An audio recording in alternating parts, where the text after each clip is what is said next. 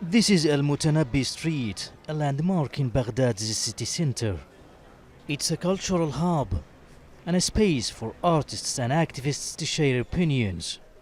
These days, the conversations are often about Iraq's latest political developments.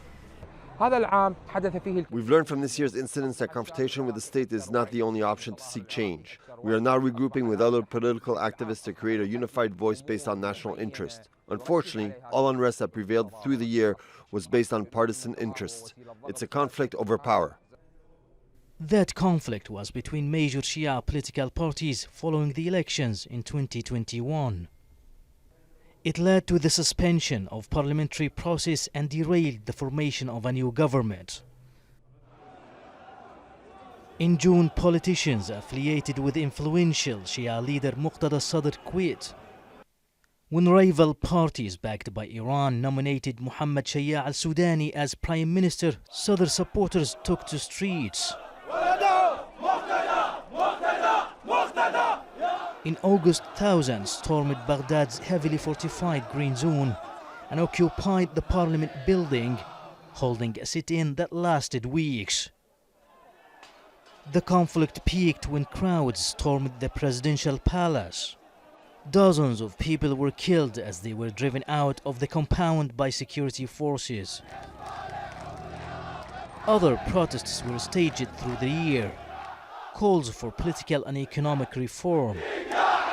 Order was finally restored when the Sudani government took office in October. Scenes like this give the impression of normality, but the same issues weigh heavy on Iraqis. After 1 year political deadlock, they finally have a government. But economic challenges and underlying political rivalries, both crucial to ensuring stability, remain unresolved. And many are skeptical that anything will change under the new administration. Every government breaks its promises with the people. Life has become so difficult. Unemployment is exacerbating it all. Prices are getting higher. Nepotism and corruption are deeply rooted in state institutions. We have no hope that a change will happen anytime soon. The World Food Programme said poverty levels reached nearly 32% in 2020, even though Iraq is the second largest producer of crude oil after Saudi Arabia in the OPEC group of oil-producing countries.